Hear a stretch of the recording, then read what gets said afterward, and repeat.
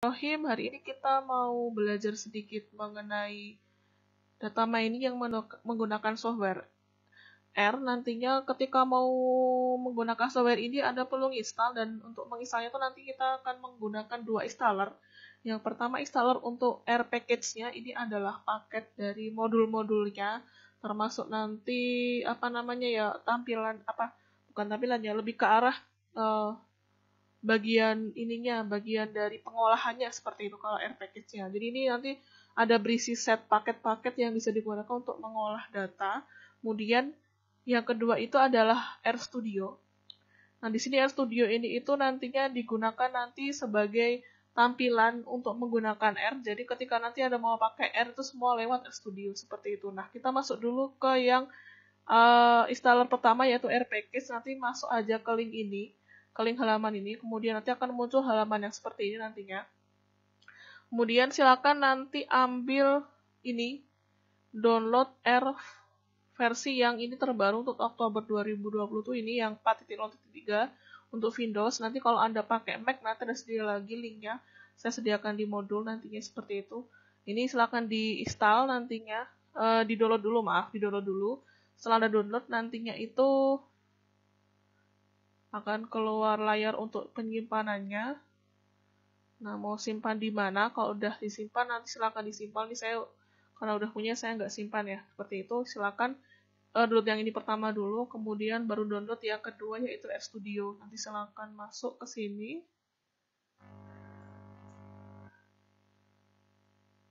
Nantinya download versi RStudio yang ambil ini ada banyak versi ya, tapi nanti yang dipakai di sini itu adalah yang versi yang free ataupun yang tidak berbayar seperti itu.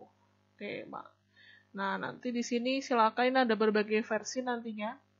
Ini ada yang berbayar, ada yang ini kalau yang berbayar itu sekitar $995 per tahun. Nah, ini kita nggak perlu pakai yang ini, ya pakai aja yang open source license yang free ini. Silahkan di-download aja nantinya, kemudian disimpan ke tadi itu nanti. Nah, ini untuk yang Windows. Nah, nanti ini sudah, nanti di-install. Nantinya itu silakan diambil aja nantinya. Kalau ini udah langsung semua paket ya diinstal nantinya langsung. Ini khusus untuk Windows, harap diingat ini yang Windows 64 bit yang khusus yang pakai Windows, baik itu Windows 10, 8 atau 7 dia bisa pakai. Jadi kalau yang selain Windows ini nggak bisa pakai ini ya, installer RStudio yang ini ya, seperti itu mungkin yang perlu diperhatikan. Nah, isi dari installernya tuh ini semua. Ini semua nanti yang ada. Nah, ini kalau misalnya ada pakai Mac, Anda install yang ini nanti. Kalau versi OS-nya Ubuntu pakai ini. Kalau yang Windows pakai ini. Tadi udah termasuk di sini ya ini. Nanti kalau pakai ini tergantung OS-nya nanti pakai apa. Ada yang Fedora, Debian, dan lain sebagainya. Nanti silakan diinstal. Kalau pakai Windows ya langsung sini aja nanti install gitu aja. Nanti sudah selesai. Nah, kita bisa masuk ke RStudio-nya. Nah, kalau sudah keinstall nanti ini adalah bentuk tampilan RStudio yang muncul. Bisa dilihat di sini.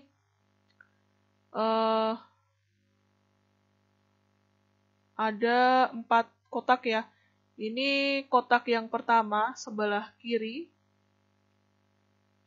Sebelah kiri ini, kiri atas ini adalah kotak yang menunjukkan nantinya itu adalah kotak yang menyimpan source-nya atau sumber data yang mau nanti kita olah nantinya, atau termasuk pula hasil dari pengolahan data kita bisa keluar di sini nantinya itu. Nah, di sini saya membuka data, ini keluarnya kayak gini. Ini saya lagi mengolah data ini kebetulan. Nah, ini yang muncul ini panel yang pertama, panel source.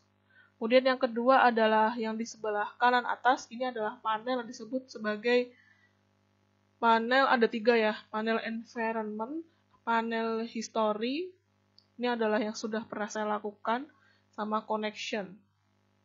Nah, kalau nanti environment ini tuh menyimpan semua data, semua data yang kita gunakan di dalam R selama ini mengolah ini. Ya, ini data yang saya udah olah di R ini ada berbagai macam.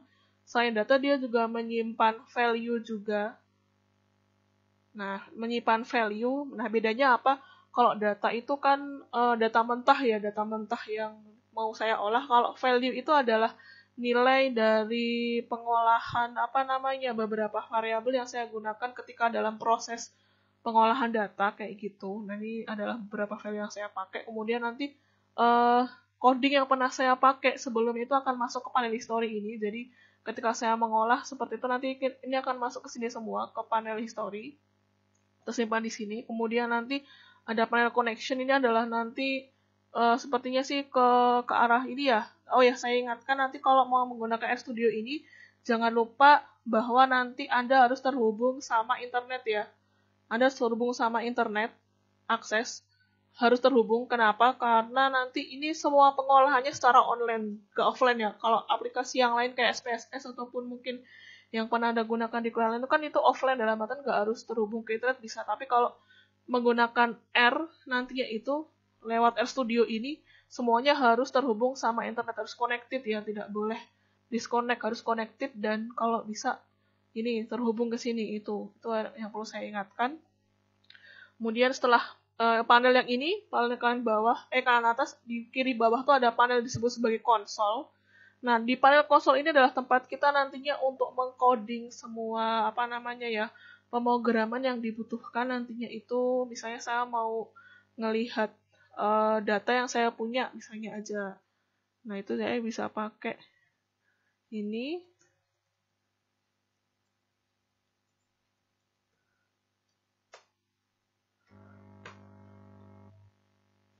Nah, ini bisa saya coding di sini, akan keluar data ini yang sedang saya buka nantinya.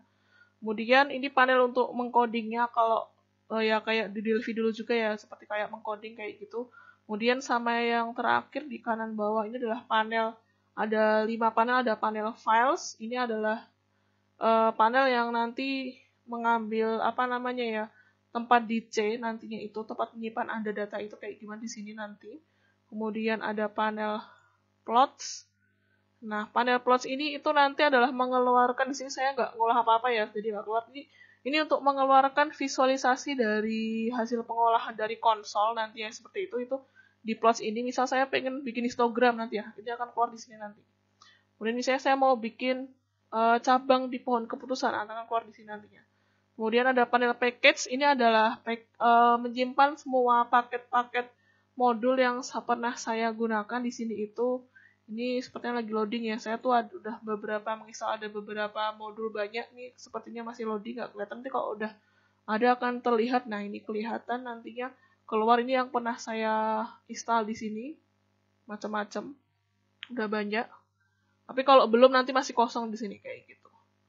Kemudian ini panel help nantinya untuk misalnya Anda bingung mau gimana, nah silakan di sini.